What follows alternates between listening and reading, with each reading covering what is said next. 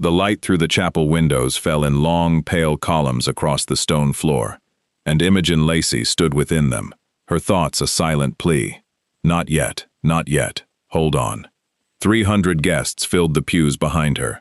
She could hear them, the rustle of silk, the clearing of throats, that peculiar quality of attention belonging to a congregation witnessing something they considered their right to behold.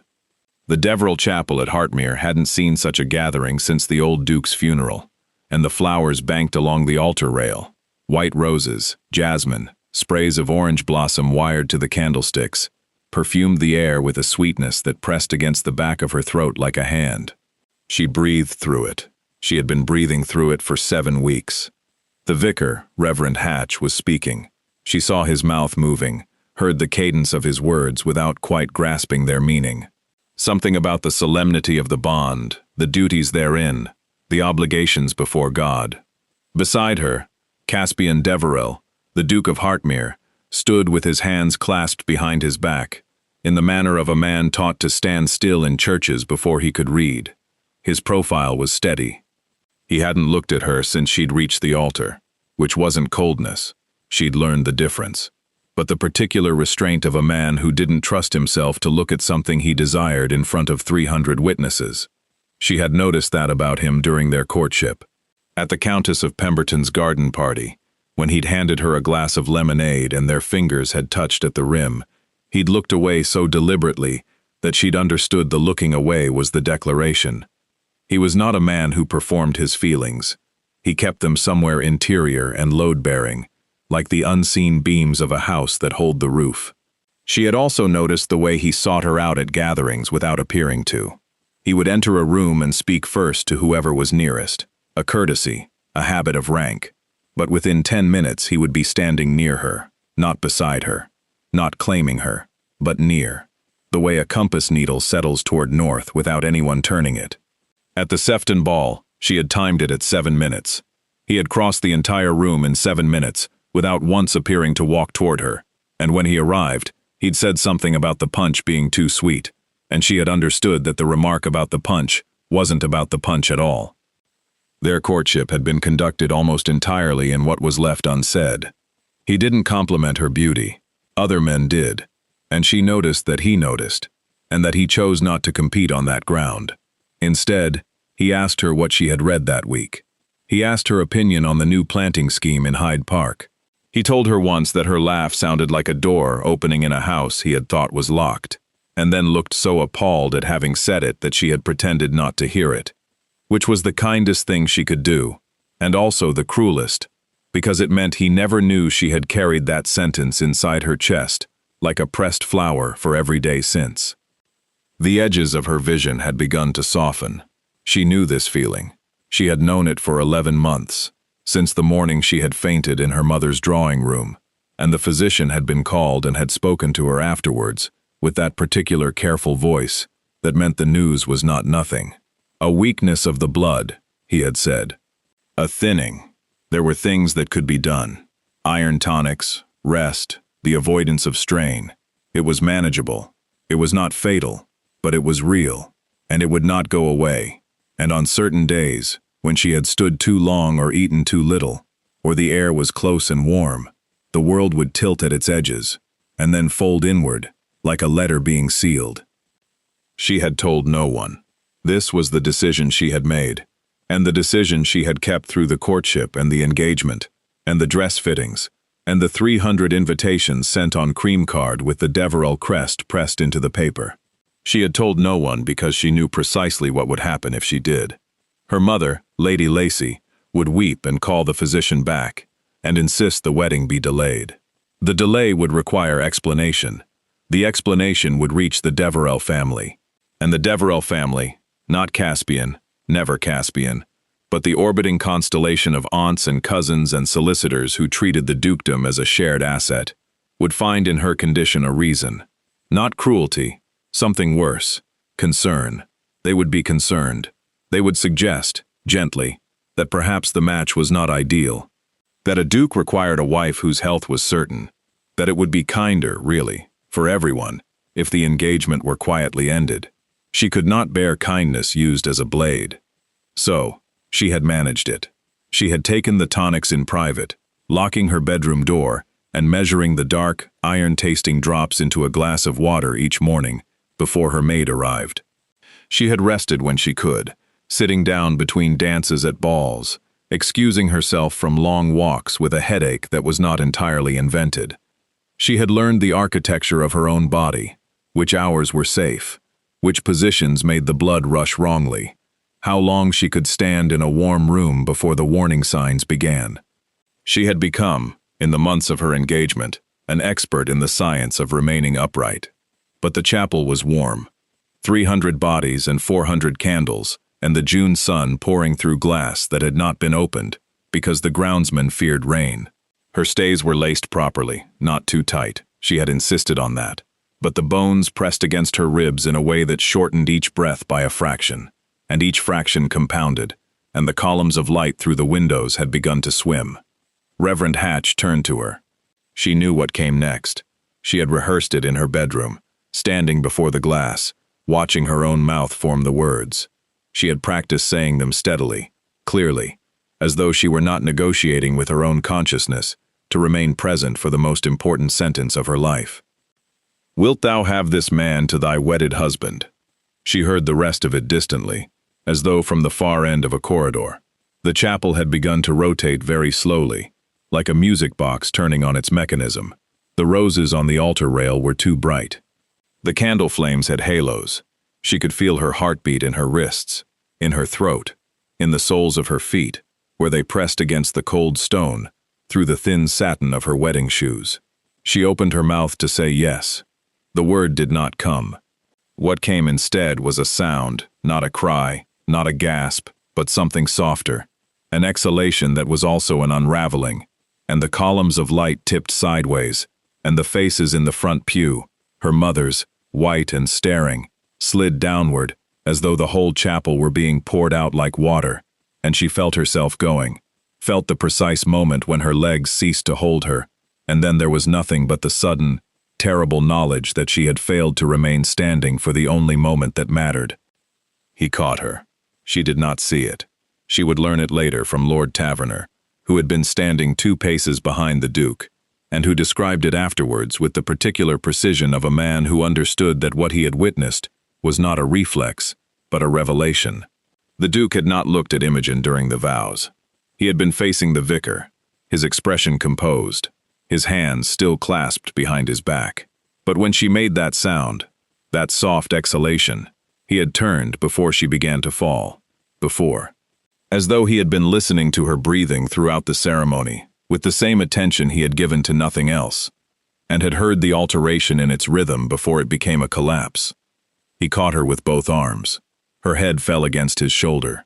The orange blossom in her hair. She had pinned 3 sprigs above her left ear that morning, her hands steady, her reflection in the glass showing nothing of what she knew, brushed his jaw.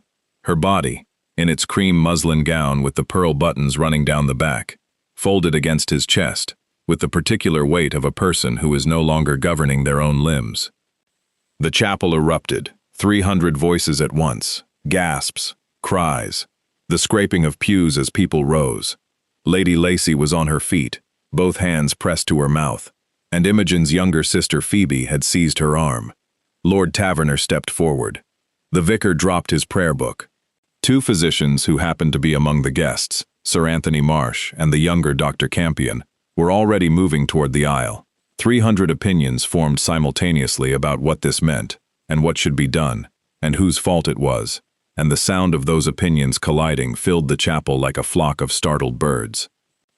The Duke did not call for the physicians.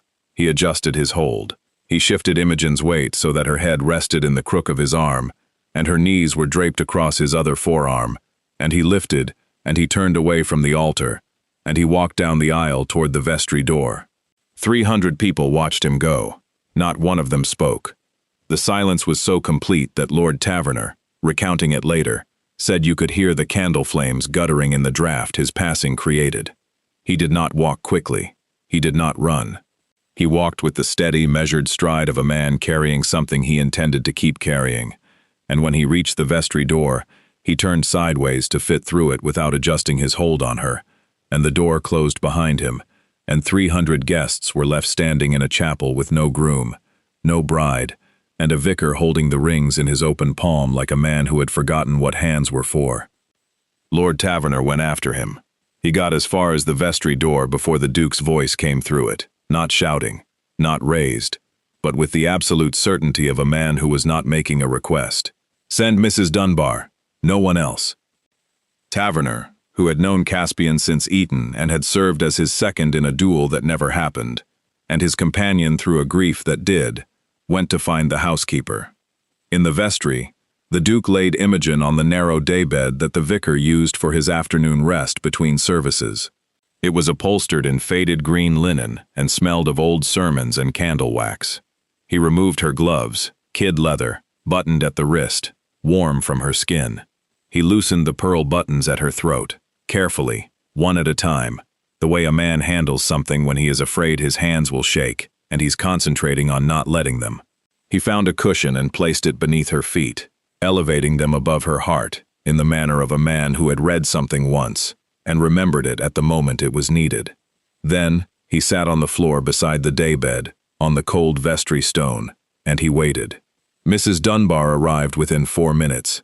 She had been in the chapel's north transept, watching the ceremony from the position traditionally occupied by the senior household staff, and she had seen the Duke carry his bride out with an expression on his face that she would later describe to the kitchen as nothing at all, which was how she knew it was everything. She brought water, salts, and a cloth dampened with lavender. She assessed the situation with the swift competence of a woman who had managed Hartmere for 19 years, and had seen the previous Duke through a hunting accident, a bout of typhus, and the quiet daily decline that had ended in the east bedroom on a Tuesday in March. "Her color is returning, Your Grace." "Good. Shall I send for Sir Anthony?" "He is among the guests." "Not yet." Mrs. Dunbar looked at the Duke sitting on the floor with his back against the wall, and his bride's hand held loosely in both of his, and she did not ask again. She placed the water and the lavender cloth on the table beside the daybed, and she went out. And she closed the door with the particular care of someone who understood that what was happening in that room was not a medical event, but a private one.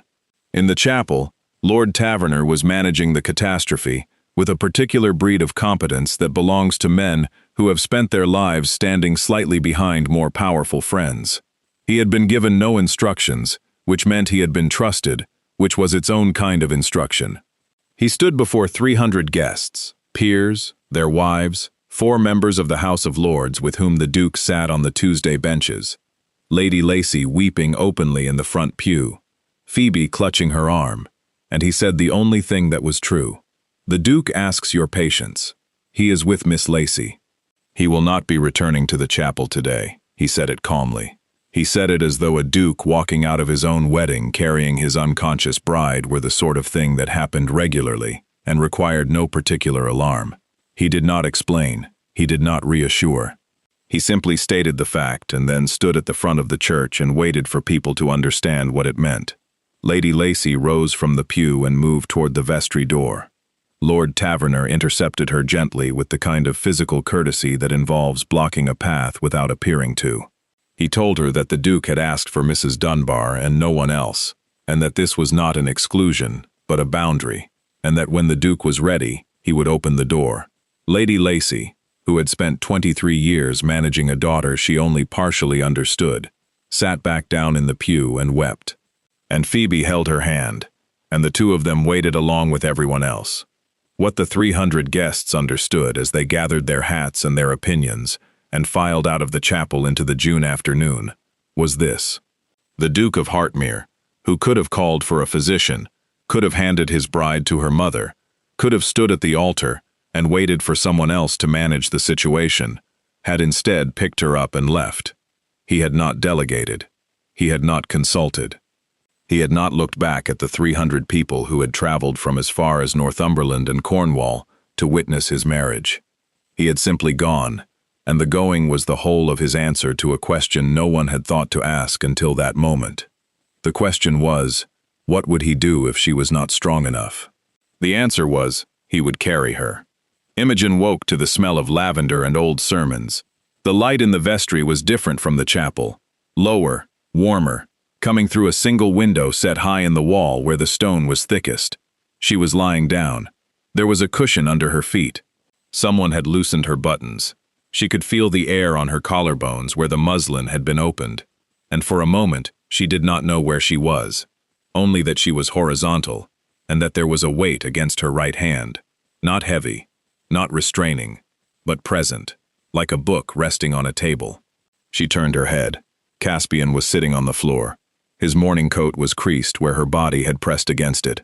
His cravat was pulled loose at one side. He was holding her hand in both of his, not tightly. And when she turned her head, he looked at her with an expression she had never seen on his face before, and could not immediately classify. Something between relief and fury, and a third thing she did not have a word for. Something that lived in the space between, "I nearly lost you, and I would not have let that happen." "The wedding," she said. "Yes, I fainted." "Yes." She closed her eyes. The shame arrived before the fear. Hot, flooding, total. She had failed. She had kept her secret for 7 weeks, and managed her body through every fitting and rehearsal, and morning call. And at the moment that mattered, at the only moment that mattered, she had collapsed in front of every person whose opinion could end her. She had proven the aunts and cousins right, without them ever needing to say it. "I should have told you," she said, and her voice broke on the last word, in a way she could not control. "There's something wrong with my blood. The physician called it a thinning. It has been 11 months. I should have told you, and I did not, because I was afraid you would." She stopped. She could not say it. She could not say, "I was afraid you would let them take me from you." Not because you wanted to, but because you would think it was the right thing. And I could not bear the right thing if the right thing meant losing this. He let her talk until she ran out of words, and then he waited a moment longer, as though making certain she was finished. And then he said, "Imogen." She opened her eyes. "I'm sitting on a vestry floor, in a creased morning coat, with 300 guests in my chapel, and a vicar holding my wedding rings. Do you imagine there is something you could tell me about your blood that would make me stand up and walk back in there without you?" She looked at him. He looked at her. Outside, through the vestry's thick walls, she could hear the murmur of 300 people deciding what had happened. And inside this small room that smelled of candle wax and old prayer books, she understood that the decision had already been made, and that he had made it before she hit the ground. "We are going to do this properly," he said. "Not today, not with 300 people staring. When you are well enough, and when you want to, we will stand in front of Reverend Hatch and 2 witnesses, and you will say yes, and I will say yes, and that will be the end of it. And the 300 guests? They watched me carry you out, and that was their wedding. Ours will be different." She felt something loosen in her chest that had been held tight for 11 months. Not the illness, not the thinning of the blood, but something deeper and older. The particular constriction of a woman who had believed she must be strong enough to deserve the thing she wanted. His thumb moved across her knuckles. Once, a small gesture, barely visible, made while sitting on a stone floor, in a vestry that smelled of another man's sermons. It was not dramatic. It would not have been noticed by anyone watching. She noticed. The days that followed were strange and quiet, and nothing like what anyone had expected. The 300 guests dispersed, some sympathetic, some scandalized, most simply uncertain what to make of a duke who had abandoned his own wedding to sit on a vestry floor.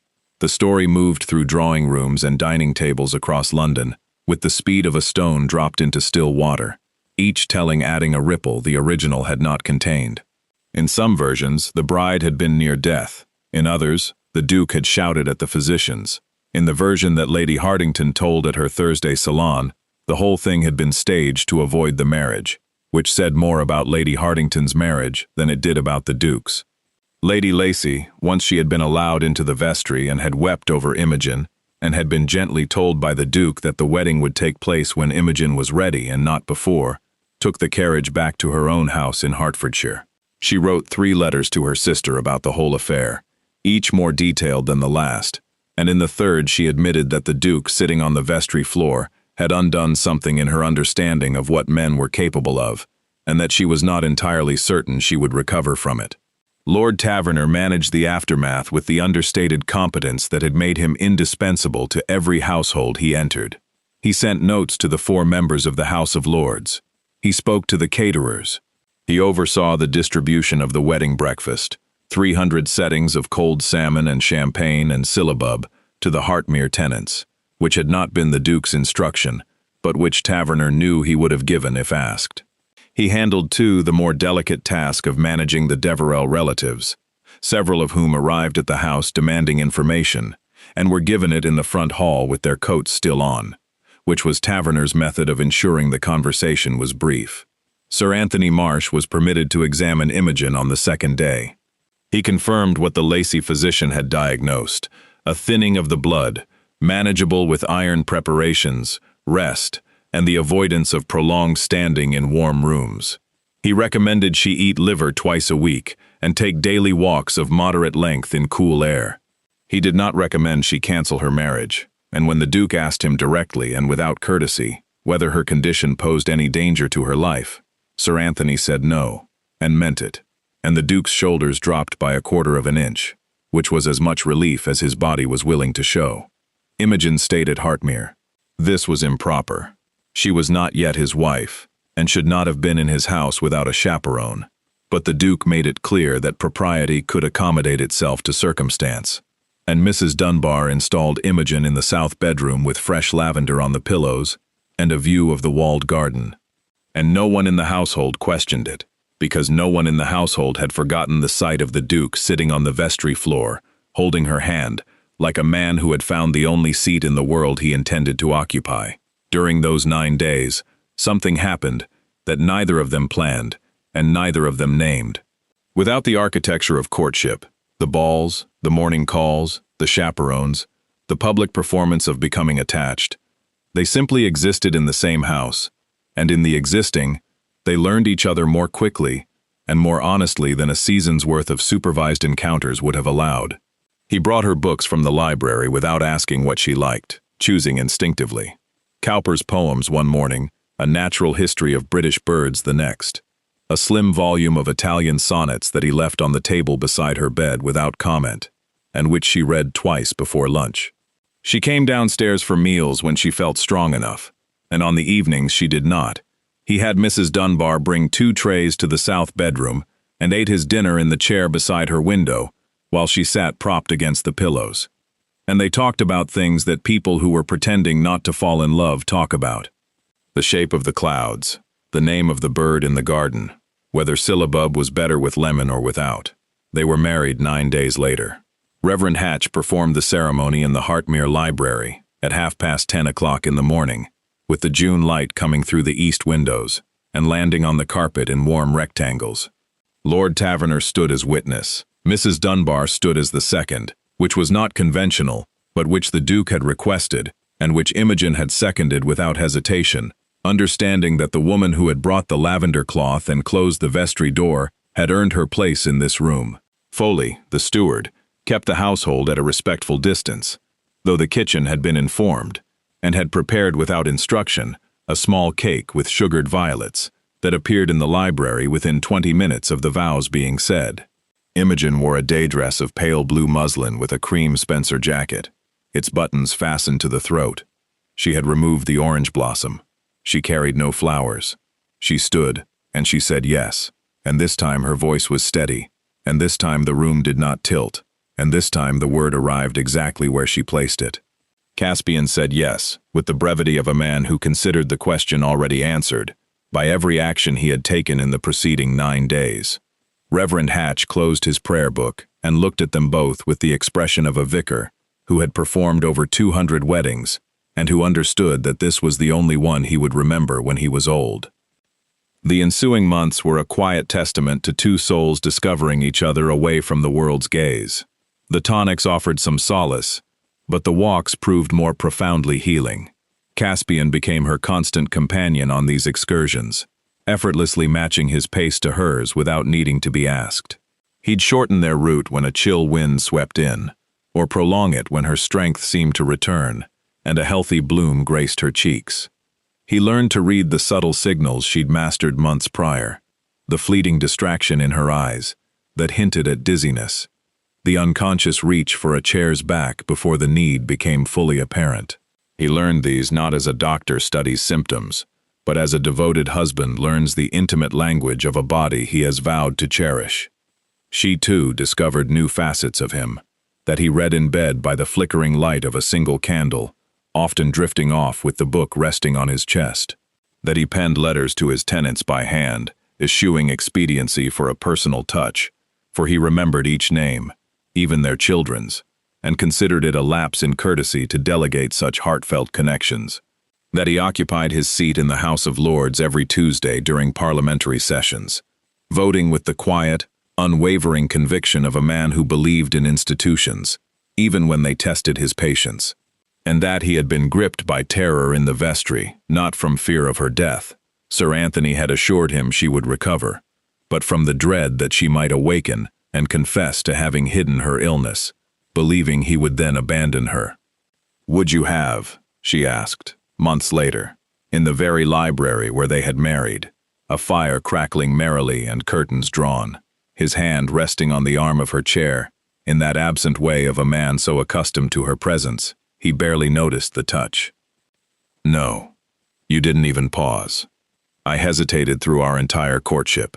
I hesitated every time I handed you lemonade, contemplating the depth of needing something this profoundly.